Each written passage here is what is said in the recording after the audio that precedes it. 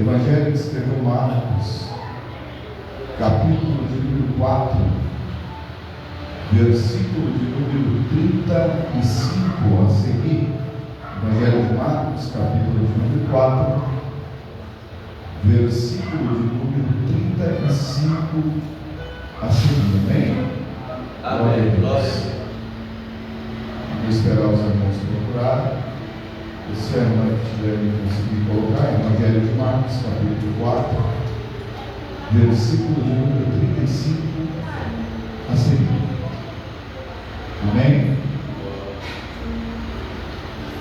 E naquele dia, sendo já tarde, disse-lhes: passemos para outra banda, em outras traduções, para o outro lado. E eles, deixando a multidão,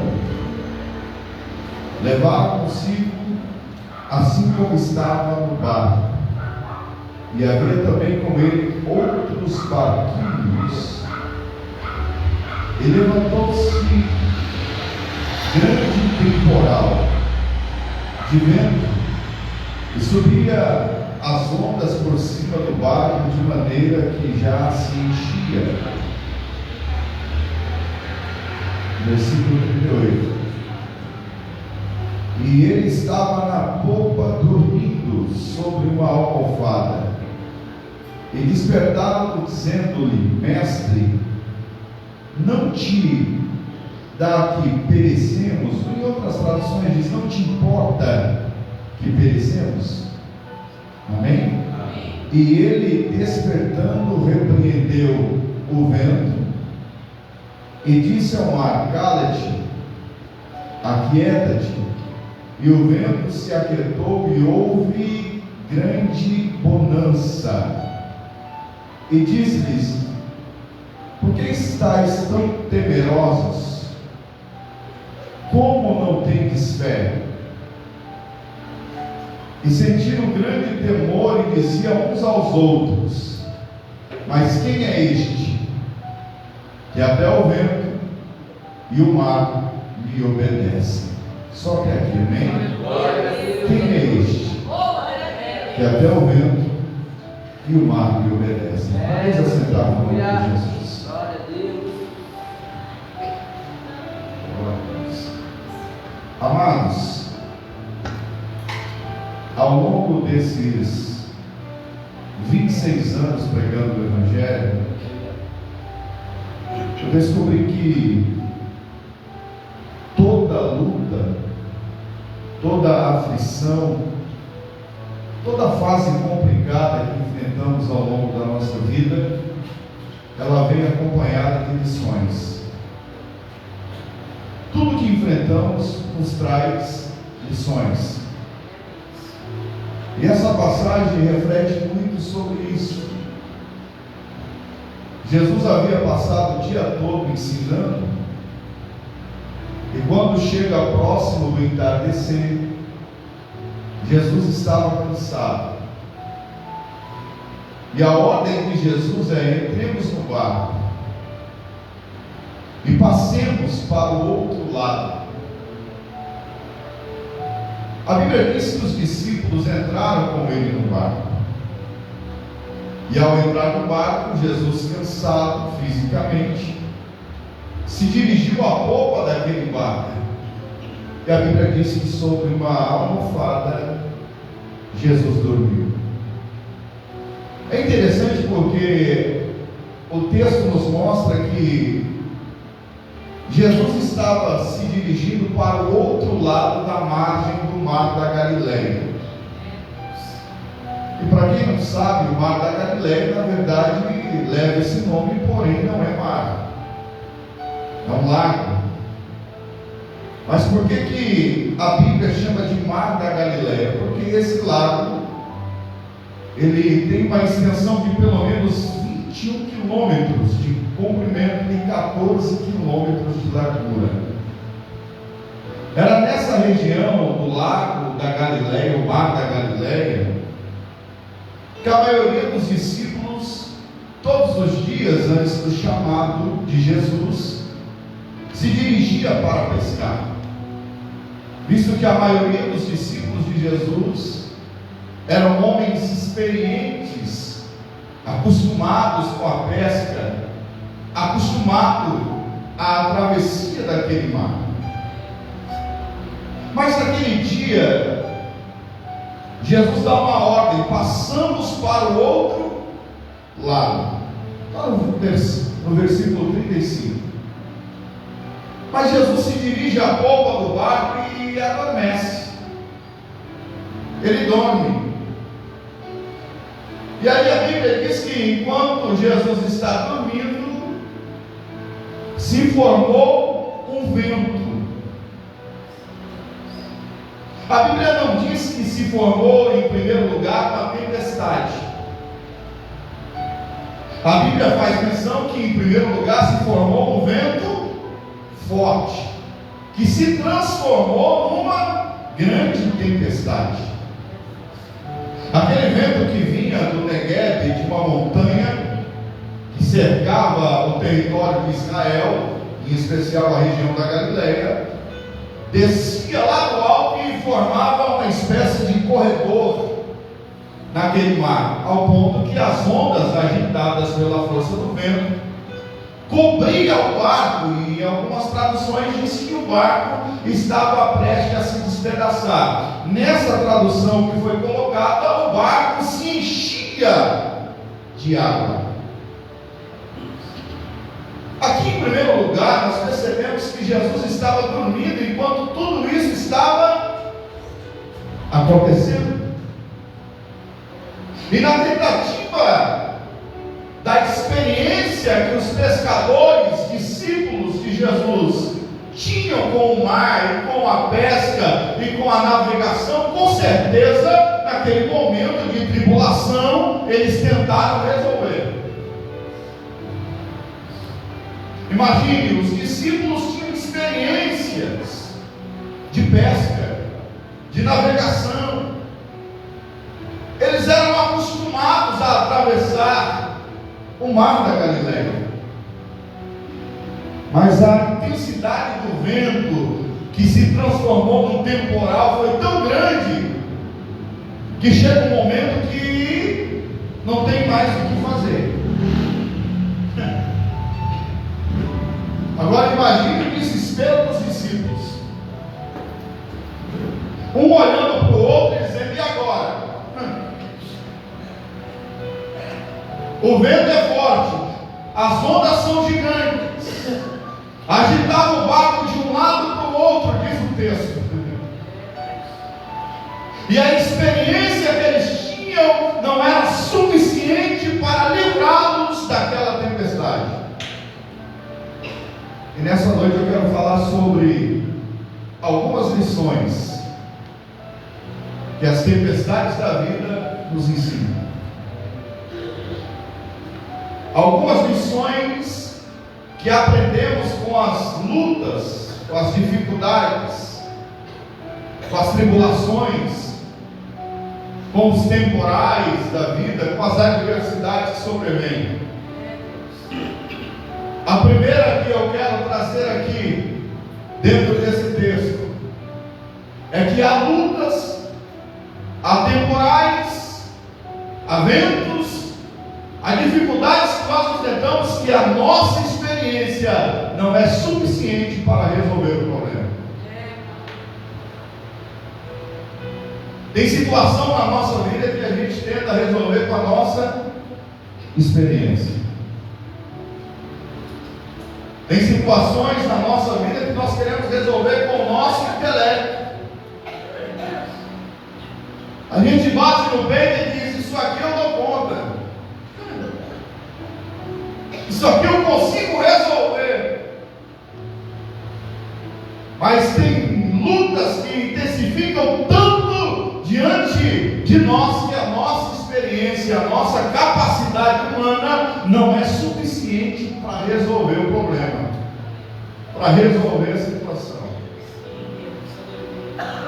Pedro estava no barco, tentou resolver, não deu conta.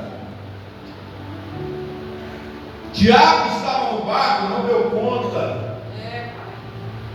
Tomé nem se fala. Ali estavam os apóstolos, mas a experiência que eles tinham na navegação, na embarcação, a experiência que eles tinham com o mar da Galileia não foi suficiente ao ponto que eles entraram em desespero. Então a primeira lição que nós aprendemos aqui, que haverá lutas e dificuldades que sobrevêm, que nós enfrentamos ao longo da nossa vida, que a nossa experiência não vai dar conta de resolver. A nossa força não vai dar conta de resolver. A segunda coisa que eu aprendo aqui é que tempestades são inevitáveis ao longo da nossa vida. Diga isso para alguém que está do teu lado: tempestades são inevitáveis. Quer um exemplo? Eu vou dar um exemplo. Hoje eram umas 4 horas da tarde. Eu estava lá na chácara, lá em Londrina, onde a gente mora, e eu estava brincando com a Ayla e com a minha cachorra. A Ayla estava tentando treinar a Pantera a buscar um cano de borracha. Ela jogava, a cachorra buscava, trazia, mas não devolvia. Mas naquele momento que a Ayla e eu estava ali brincando com a cachorra, veio um vento muito forte. E na frente da chácara tem umas árvores bem altas, talvez 15, 20 metros de altura. E aí a minha esposa, a minha Patrícia, disse para ela: vai tomar banho, porque pode ser que vai chover. Eu disse: está vindo uma tempestade aí. Ficou tudo escuro. Um vento não parava de soprar. E o que eu aprendo com isso? O dia estava lindo, maravilhoso, o céu estava aberto, o sol brilhou o dia todo, mas às 4 horas da tarde veio um vento muito forte. A chuva não veio, graças a Deus a tempestade não sobreveio, mas a verdade é que tempestades são inevitáveis. Pastor, não entendi, eu vou explicar. Ninguém está isento de passar por momentos de dificuldades ao longo da sua vida. Aprenda uma coisa: não é porque você é crente, não é porque você professa a fé em Cristo, não é porque você é obreiro, obreira na casa do Senhor, não é porque você prega, porque você canta, ou porque você ora pela madrugada, que você está imune a enfrentar tempestades.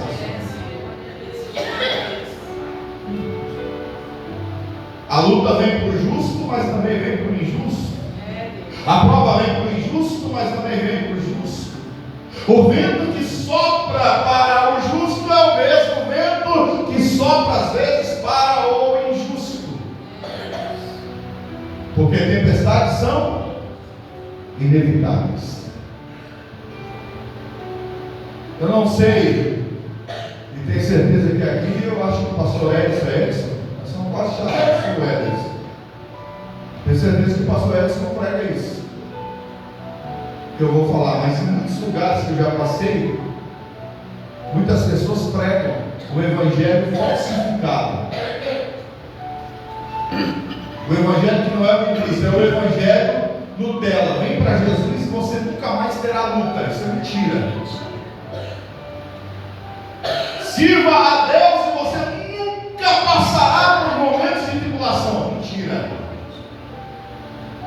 Seja servo de Deus que nunca mais a luta vai bater na porta da tua casa. Mentira. A diferença do ímpio para o justo é que a luta bate na porta do injusto, bate na porta do justo, mas o injusto passa sozinho. O justo não. O vento vem, a tempestade vem, a prova vem, mas ele não estará sozinho nos dias de adversidade.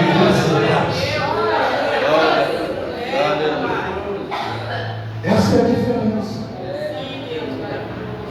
Porque lutas são inevitáveis. Até mesmo porque se não fosse, você se prevenia. Você previa antes. Segunda lição: as tempestades não são somente inevitáveis, elas são imprevisíveis.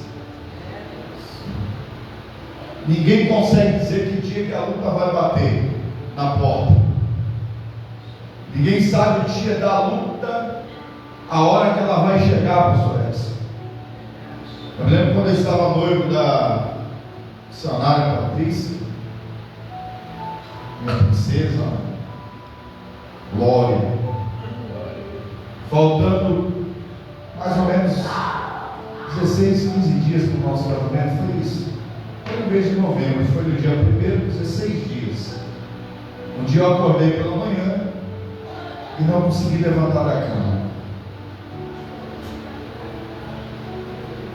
A solução foi chamar o SAMU. A coluna travou. A ambulância veio, me colocou numa cama, me levou para o hospital e lá eu fiquei 7 dias internado. Descobri que eu estava com uma hérnia de disco na lombar. Faltando 8 dias, menos de 8 dias, né, para o casamento, eu fui transferido do Hospital Zona Norte para o Hospital Evangélico. Chegamos lá, o médico chegou e falou: tem uma notícia ruim para te dar. Você não vai sair daqui enquanto não for operado. Nós vamos ter que operar a tua coluna. Eu olhei para o médico e disse assim: olha, senhor, vai me desculpar, pode até me operar, mas sábado agora eu vou casar. Primeiro eu caso, depois eu volto, o senhor me opera. E ele começou a dar risada. Ele falou: você está falando sério? Eu falei: eu estou falando sério. E a minha noiva está aí, ó. Chama ela aí, eu vou casar. Eu demorei tanto para casar, irmão. Foi 8 anos de tempestade orando, o vento soprando.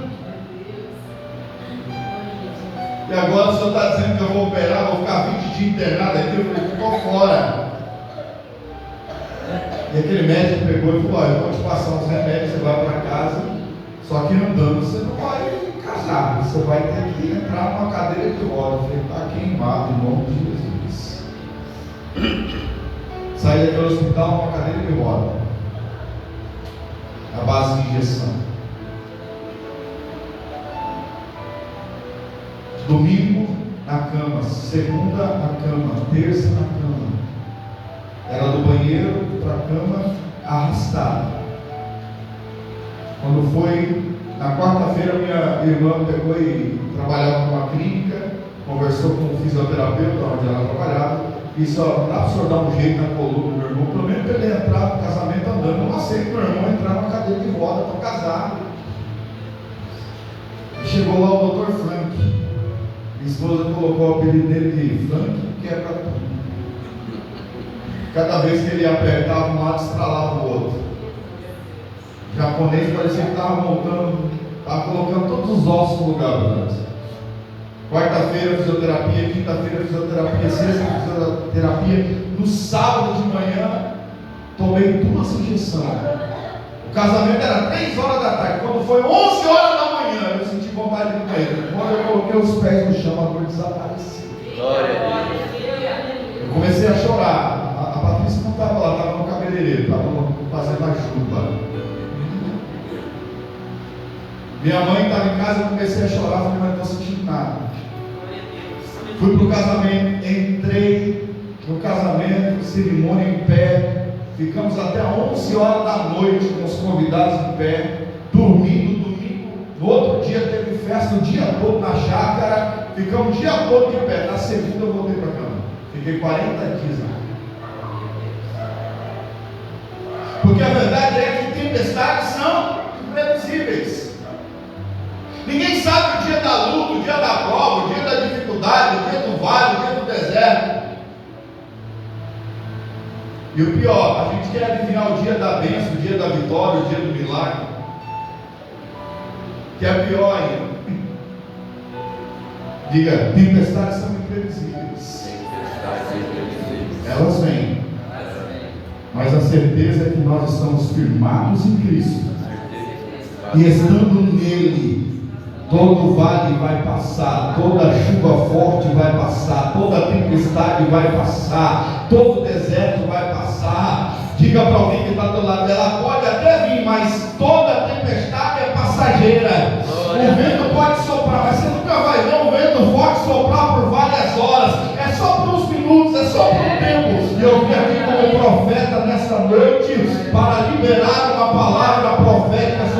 vida. Essa tempestade até pode ser imprevisível, mas ela tem um ponto final. Ela terá um final, porque ela vai passar. Levanta a tua mão, deixa eu profetizar sobre a tua vida. Essa luta que você enfrenta hoje vai passar. Essa dificuldade que você enfrenta hoje vai passar. Esse vale, essas preocupações, esse medo dessa prova, descansa o teu coração, porque vai passar.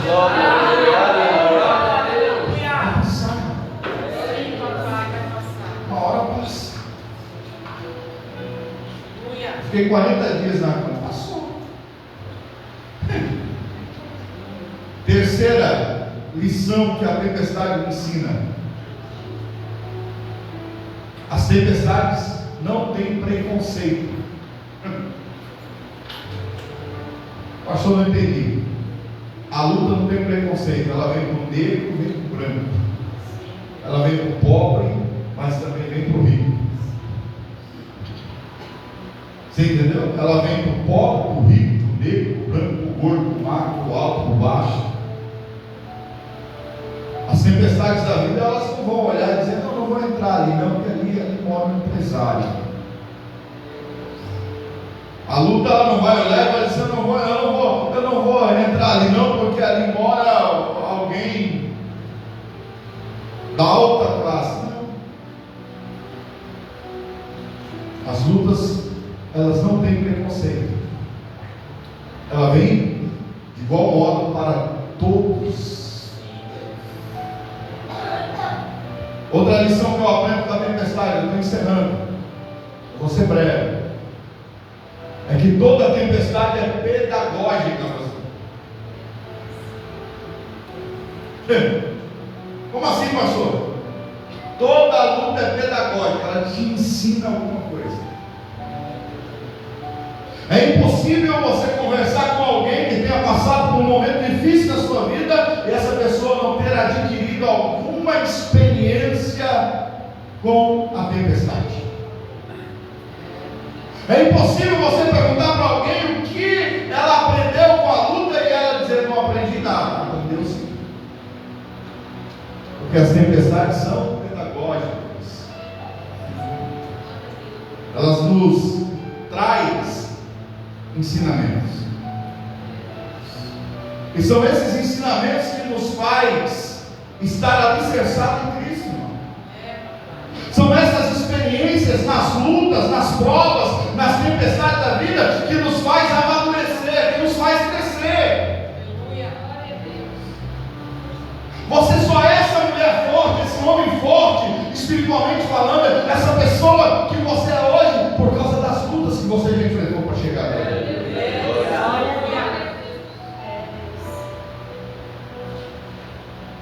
Quem nunca passou por luta se torna um crente Nutella.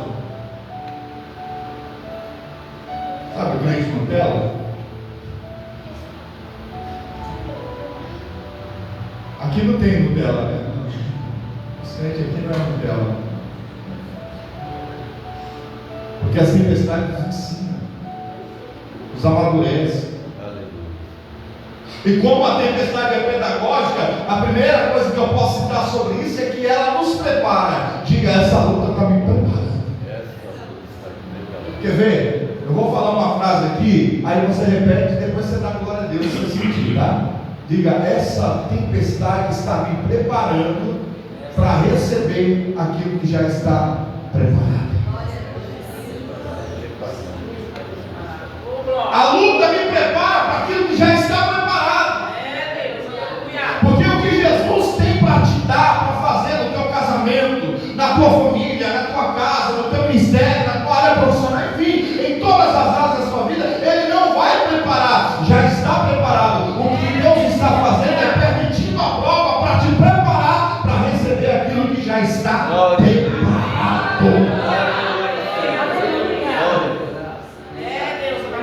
Você está entendendo? Obrigado. Deus nos prepara para receber o que Ele já tem. Então, quando a luta vier, não fica murmurando. Quando a prova vier, não fica reclamando. Quando a tempestade soprar, não fica murmurando. Diga: essa a luta que Deus vai usar para me preparar para receber aquilo que já está me preparando.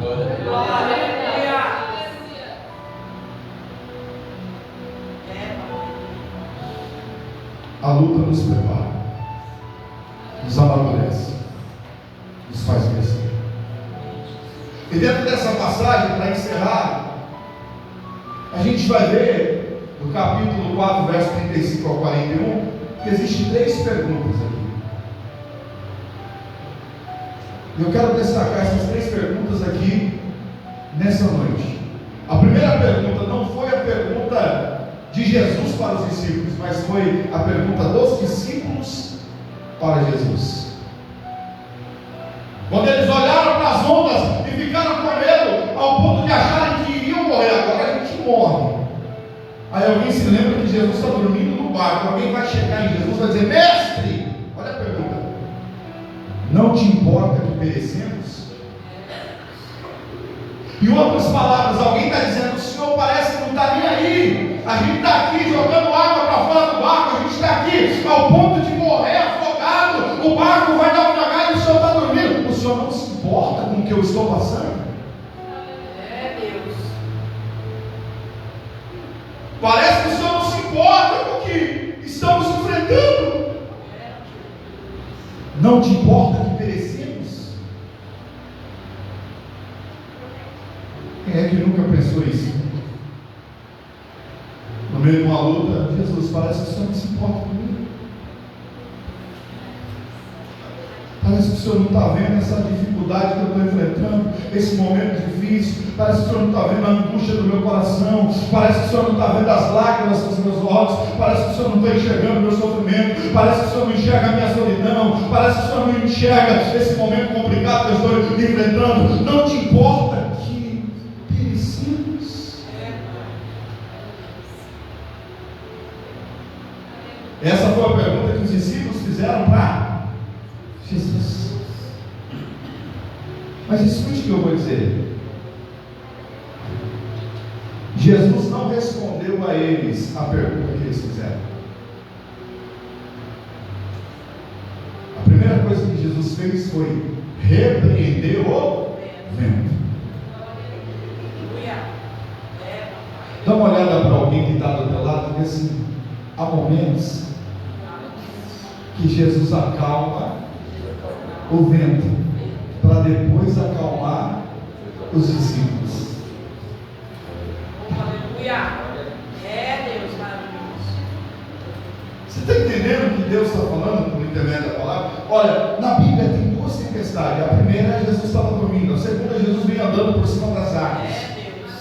Na primeira tempestade, Jesus repreende o vento e acalma os discípulos, é isso? Depois, na segunda tempestade, o que ele faz? Ele acalma os discípulos para depois repreender o vento. É o contrário. Quando ele vem na segunda tempestade andando por cima das águas, a Bíblia diz que eles estavam tão temerosos, achando que iam morrer, que confundiram Jesus com um fantasma. Aí Jesus não repreende o vento em primeiro lugar. Primeiro Jesus acalma os discípulos, dizendo: ei, sou eu! Não temais! Diga para alguém que está do lado: há momentos na sua vida que Ele vai acalmar o vento para depois te acalmar. Mas há momentos que Deus também vai acalmar você para depois acalmar o vento. Agora pergunta para quem está do lado: o que Jesus precisa fazer hoje primeiro? Primeiro Ele acalmará o vento ou vai acalmar você? Ou primeiro Ele acalma você para depois acalmar o vento? O que será necessário nessa noite? Será que é necessário Jesus primeiro acalmar o vento nessa noite para depois acalmar o teu coração? Ou primeiro Ele acalma o teu coração para depois acalmar o vento? Porque na primeira tempestade, Jesus viu que o medo, o temor, o medo da morte era tão grande que Jesus não fala nada. Primeiro Ele acalma o vento para depois acalmar os discípulos. Tem situações na nossa vida que Jesus não vai falar nada. Ele vai acalmar primeiro a tempestade, primeiro o vento, para depois acalmar o teu coração. Porque Ele sabe como está o teu coração diante dessa tempestade. Ele sabe como está a tua alma. Ele repreende o vento, o mar, a tempestade. A Bíblia diz que houve bonança. Aí depois que houve bonança, Jesus faz a segunda pergunta. A primeira é dos discípulos, não te importa que perecemos. A segunda de Jesus, Jesus fala assim: por que estáis temerosos? Não tendes fé? Por que você está com medo? Essa é a pergunta de Jesus para alguém aqui nessa noite. Qual é teu medo? Você não tem fé? Por que estáis temerosos? Não tens fé? Jesus está perguntando para alguém aqui nessa noite. Qual é teu medo? Você tem medo do quê? Você não tem fé?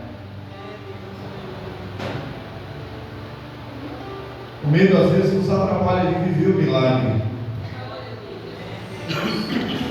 O medo às vezes nos atrapalha de ver Jesus operando o milagre. A primeira pergunta dos discípulos para Jesus: não te importa que perecemos? A segunda pergunta do texto, Jesus fala para eles: por que estáis temerosos? Não tendes fé? Para que tanto medo? Agora a última não foi dos discípulos para Jesus, foi dos discípulos para os discípulos. Um olhando para o outro, e o texto termina com a pergunta que eles fizeram entre si. Olha o que eles perguntaram: que homem é este?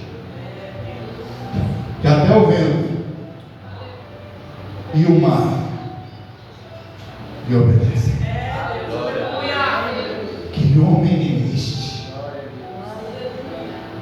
Eu encerro aquilo que o Espírito Santo colocou no meu coração nessa noite com essa palavra. Quem é Jesus para você?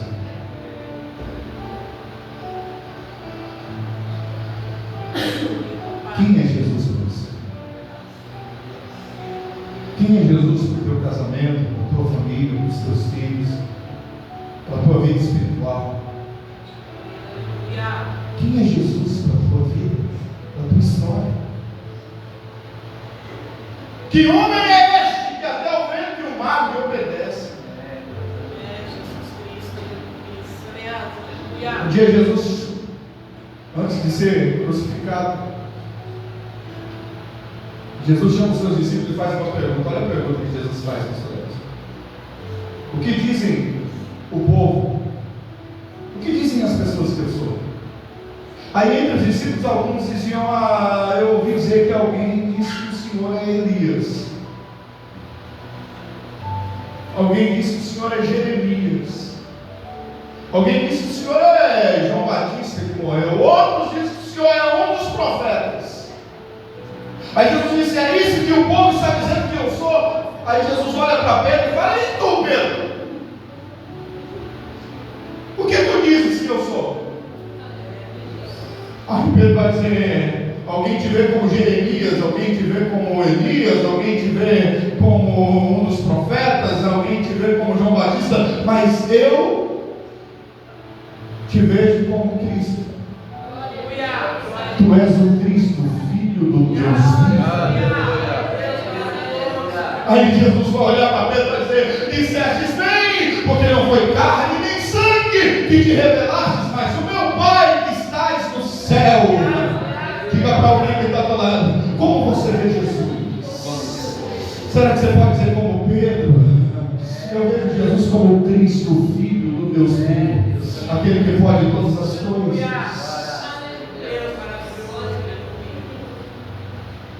aquele que recebeu o nome, está acima de todos os nomes, no céu, na terra e debaixo da terra. Eu termino com essa pergunta: quem é Jesus para você? Quem é Jesus para você? Isso é para nós refletirmos, pastor, esse fim de semana. Quem é Jesus para mim? Será que Jesus tem sido o Filho do Deus vivo ou só um amuleto?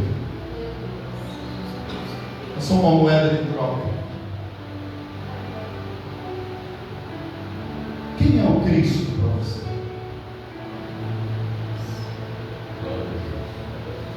Quando nós entendemos quem Cristo é para nós, nós entendemos o Evangelho. e a finalidade do Evangelho. Quem tem sido Jesus para você? Amém? Se coloque de pé no nome de Jesus. Coloque a mão no teu coração, eu quero orar por você. Se você não descobriu quem é Jesus ainda, se você não tem certeza de quem Jesus é para você, é porque você ainda não teve um encontro real. Você não teve uma experiência viva. Jesus não pode ser apenas o homem que morreu na cruz. Jesus tem que ser mais do que um homem que morreu na cruz. Ele tem que ser o teu Senhor, o teu Salvador, o que te direciona todos os dias, o que transforma a tua vida, o que te faz ser uma nova criatura, porque a Bíblia diz que aquele que está em Cristo, nova criatura é. As coisas velhas se passaram, e eis que tudo se fez novo. O pastor Edson veio aqui e leu um texto que eu amo muito em Efésios, quando fala-se que a salvação é pela graça. E eu concordo plenamente, e como neto de judeu e professor de teologia, eu concordo, a salvação é pela graça, é mérito de Cristo. Não é pelas obras para que ninguém se glorie, mas logo quem é salvo em Cristo Jesus tem uma vida transformada, mudada. Eu não pratico boas obras para morar no céu, eu pratico boas obras porque eu fui salvo e estarei no céu, porque o salvo pratica boas obras. E é aquilo que Jesus disse: e conhecereis as árvores pelos seus frutos. Não tem como eu dizer que eu sou salvo em Cristo se a minha árvore só produz maus frutos. Quem é Jesus para você? Feche os teus olhos. Se Ele é o Salvador da tua alma, expressa a adoração a Ele agora.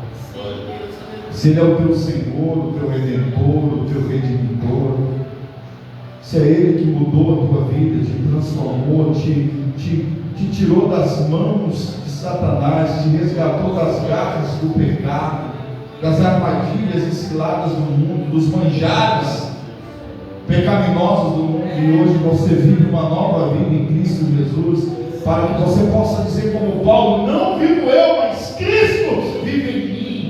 Quem é Jesus para você? Se Ele é tudo, então ofereça a Ele a tua adoração. Pai, eu preguei a tua palavra nessa noite. E pregado a tua palavra, eu creio, Senhor, que aqueles que aqui estão, Senhor, perceberam e entenderam que as tempestades trazem lições que mudam a nossa vida, porque o Evangelho de Jesus transforma a nossa vida. É o teu Evangelho que modifica a nossa forma de andar, de pensar, de agir. Por isso, abençoa os teus filhos nessa noite, abençoa as tuas filhas nessa noite, Senhor, que possamos sair daqui crendo que o Senhor está conosco, independente das provas, das dificuldades, das lutas, das tempestades da vida, e que tudo isso, Pai, que estamos enfrentando hoje, servirá como preparação para aquilo que está preparado para nós. Por isso, Pai, em nome de Jesus, fortalece os teus filhos, dê ânimo à tua igreja, Senhor, para que eles possam viver a tua promessa, o cumprimento da tua promessa, o milagre. E que se entrou alguém angustiado aqui, Pai, que toda angústia, toda tristeza na alma venha desaparecer, Pai. Que haja milagre no nosso meio. Se entrou alguém enfermo aqui, o Senhor é um Deus que sara. Está escrito na tua palavra: o Senhor te sara. O Deus de Israel te sara, te cura, porque o Senhor tomou sobre si as nossas dores, as nossas enfermidades, e pelas suas pisaduras fomos sarados. Por isso, Pai, em nome de Jesus, abraça esse homem, abraça essa mulher, para que possamos nos manter firmes e constantes na tua presença, vivendo o Evangelho da tua plenitude, Pai, da tua graça, do teu amor, da tua revelação. E que o teu sangue, Senhor, que nos purifica de todo o pecado, possa nos cobrir, Senhor. E que possamos estar escondidos no teu esconderijo, que não há lugar mais seguro na terra do que estar debaixo das tuas asas, na sombra do Altíssimo, no teu esconderijo. Abençoa, Pai, do maior ao menor. Essa é a minha oração em nome do Pai, do Filho e do Espírito Santo. Em nome de Jesus, quem crê a palavra do Senhor, que Deus nos abençoe.